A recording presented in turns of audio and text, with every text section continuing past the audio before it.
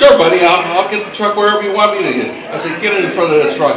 I had the truck loaded up in 1 hour compared to 3 hours that it would have taken. So that was the first show in Erie, Pennsylvania. Okay. Well, before that, it was International Amphitheater in Chicago.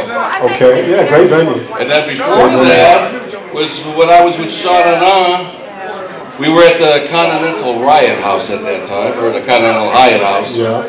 You were in the lobby, I said, look at these rhinestone queens. I mean, I never saw platform shoes that were that, you know, even the guy. He said that to himself. We were greasers. I was with Sean and we had ducktails, you know, skin tight stone pants, and little pointed 90s shoes.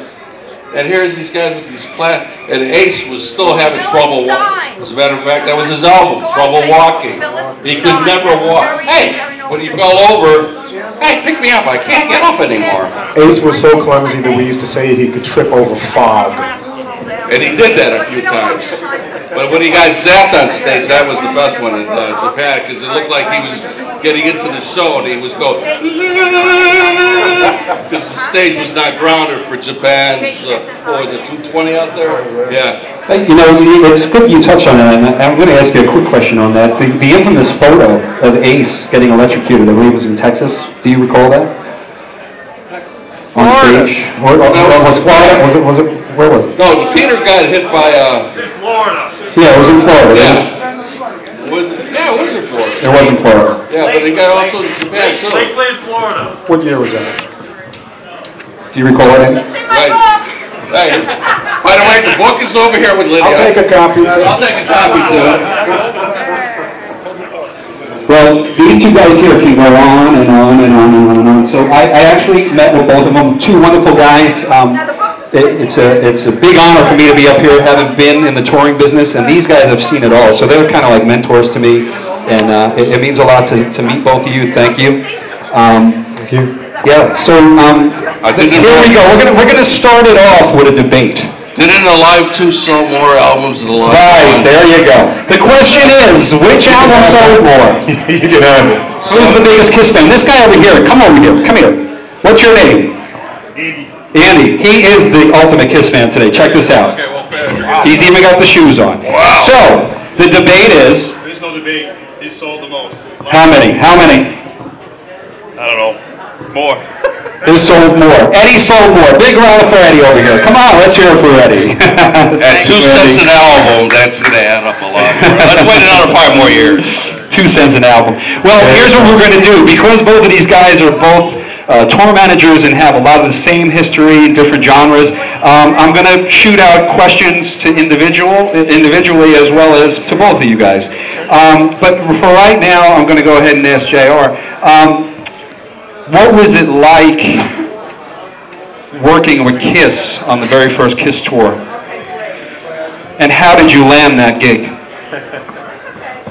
That's a funny story.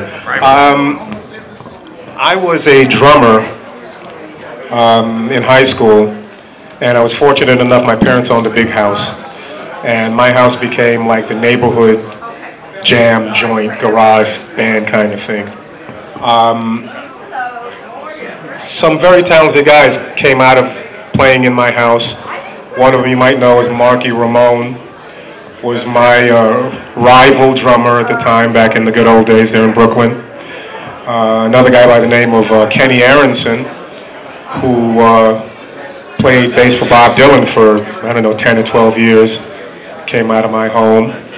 And Richie Wise and Kenny Kerner, the guys that produced the first 3 Kiss albums, came out of my home.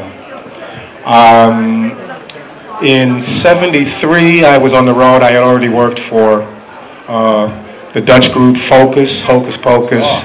I worked on the David Bowie, the Diamond Dogs tour.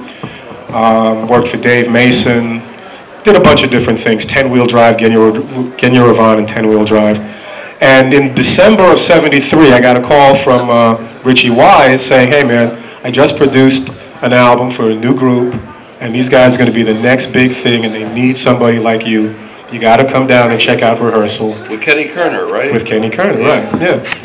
So I went down to the show, and I was blown away. I'd never seen anything like it in my life like that. The visual assault, the assault on the ears, the volume, the whole thing. I was talking to a gentleman out here in the audience before. I mean, it was the first time that if you saw something happening, you could feel the heat of the flames. You know, you could get your bones rattled by the concussion from the flash pods and people levitating in blood. It was just ridiculous. So. I still get nightmares.